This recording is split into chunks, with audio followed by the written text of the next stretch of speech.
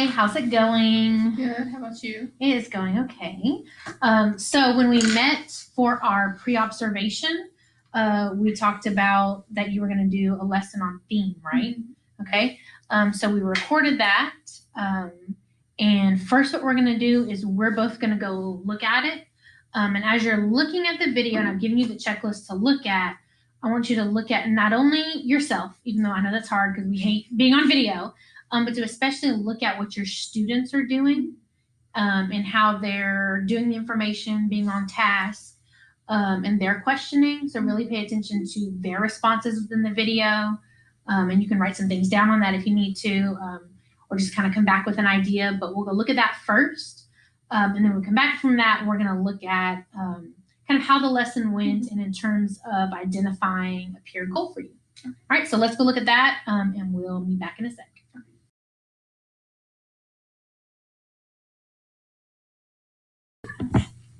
Okay, so now that we're back, tell me a little bit of some of the things that you noticed in the video and what you guys were doing. In this lesson, we were starting Act 3 of Macbeth. We were probably about on the second scene. Mm-hmm. And throughout Act 1 through 3, we have been identifying theme, and students were tasked with not only identifying the theme, but analyzing the theme's development throughout all the acts that we had done so far. Mm-hmm. And a lot of things I noticed as I watched the video was that my kids were off task, very chatty. I had 2 or 3 specifically that you have to constantly go and redirect. Right. And I've noticed that they did not make it very far. They were kind of confused on how to trace a theme. Mm-hmm. And that was a problem I noticed with even some of my kids who were not off task, was that they were fine with identifying it, but actually when it comes down to analyzing how it develops throughout the different acts, they were kind of confused when it came to that. Right. Awesome. So on a scale of 1 to 10, 1 being the worst, 10 being the best, how close was the lesson to your idea and what you imagined it to be? Probably about a 5. Okay. Why? I feel like only about half of my students could not only identify the theme, but also analyze its development throughout multiple acts. Like they would get one scene, but then when they go try to connect like the different character actions and how the theme develops through character actions, they could not make the connection. Okay. Okay, so what would your students be doing in order to make some of those changes to make it closer to a 10? They would have to be on task. They couldn't be distracting others out of their seat. Cell phones are a big issue sometimes. They couldn't be distracted by anything. Okay, what else? They would need to have their proper supplies, any notes we've taken, outlines, brainstorming. I know we had identified themes together. I kind of scaffolded that to them. They would have to have their list of themes out to be able to help identify them and trace them. They would need, of course, textbook, open the book. They can do without the book. And also a lot of my students, they tried to just find one piece of evidence and have the affirmation with that one piece instead of working until they complete a whole section before asking for feedback. And it's hard to give that feedback when you don't know exactly what they're going for in that paragraph. All right, so like a 5. So what would have to change to make the class closer to a 10 for you? Students would need to be able to make the connection. Okay. Being able to trace the development of a theme throughout the acts, and ultimately all 5 acts, how the characters, their own actions impact the theme, which would include part of their assignment was finding evidence. And so they would have to be able to find strong third evidence to support the inferences they make about the theme development. Okay, and what else? I could have provided additional scaffolding. I think that would have helped. Teacher-student conferences. I could check in with them more often. They would check in with me. Like have a built-in point where they come and see me when they finish something. All right, so what I think I'm hearing from you is in terms of the changes, having them be a little more on task, but maybe some additional supports you could have given them? Yes. Okay. So in making that closer to a 10 with some of those ideas, what is it you envision like your students doing? Like what will they specifically be doing in order to master that skill you said of identifying the theme and analyzing the development? They would need to be on task. Okay. Not talking, not distracting those around them. They would have to have their proper supplies. They would need that textbook open. Any notes we have that we've done, any pre-writing, any brainstorming, anything like that. They would need to work until they finish sections before they come and ask for feedback. Because a lot of my students will get one sentence or get one quote, and they come right away and be like, "Is this good enough?" So with those changes and kind of what your students are going to be doing, what's that going to look like in terms of getting it to that like perfect 10 lesson? Well, like I said before, only about 50% of my students have mastered being able to trace the development of a theme throughout an extended text, specifically in this instance, Macbeth. And with our Unit 2 test coming up in 2 weeks, I would like to get that number up to 85% being able to master the material and being able to trace a theme throughout Macbeth. All right, so how do you think we can measure that? In the past, I've had good experience with checklists. My students seem to like using them. It can not only help me monitor their progress, but it allows them to monitor their own progress. Okay, and what else? It would also be nice to figure out a way to use the social aspect of them being off task to somehow allow them to. Oh, as in, when you say the social aspect, you mean with what you were saying earlier about them being like off task, talking to each other? Oh, okay, gotcha.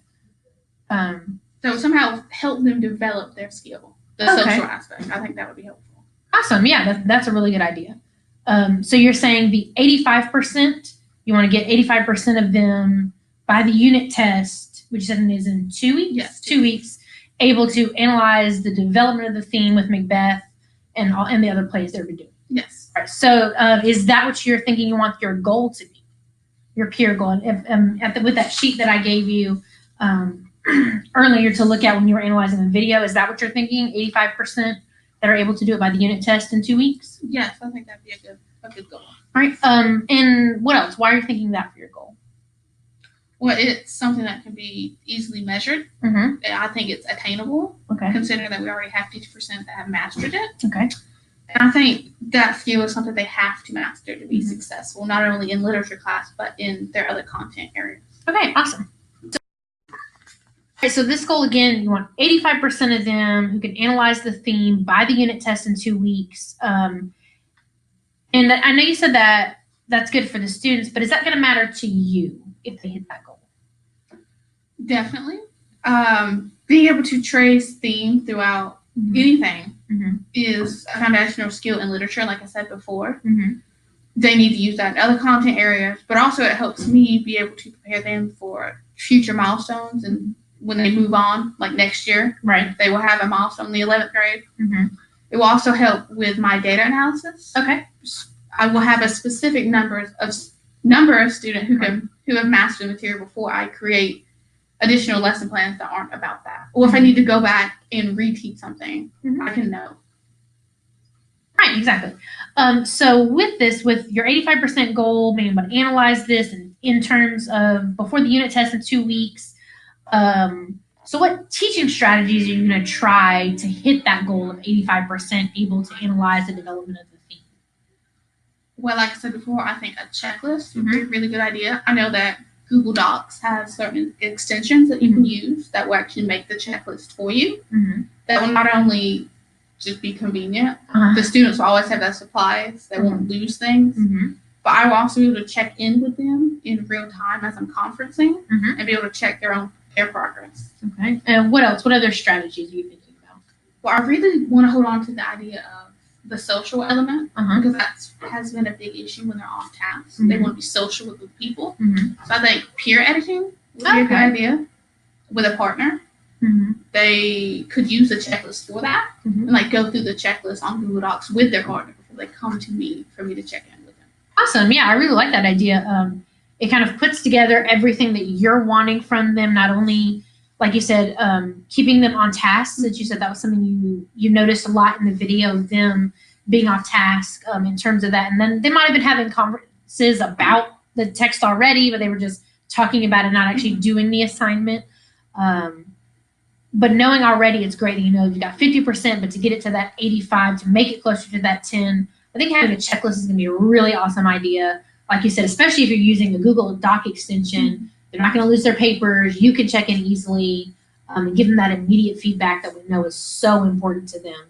And then I like adding that social element especially for 10th and 12th graders that you've got. That is a huge part of everything, and then but utilizing that, kind of harnessing that power for good, and pairing that with the checklist, I think is going to be a really cool idea. So just in summary, we've got 85% of them that can analyze the development by the unit test while using paired review checklists, which I think is going to be really awesome. So kind of from here on out, what we want to do, what I want you to do, is work on identifying and creating that checklist and using like that Google Doc extension like you were talking about. And if you need any help with that, I'm more than willing to help you with that. But creating that first and kind of seeing how that goes as you're going back with this. And then we can meet back at a later date and see how that goes with another lesson, see how the kids responded, see if that made things easier for you. And then we can keep it going with that checklist, or maybe even try some other strategies to help you get to that 85%. Okay. So it's awesome. Super excited. Thank you.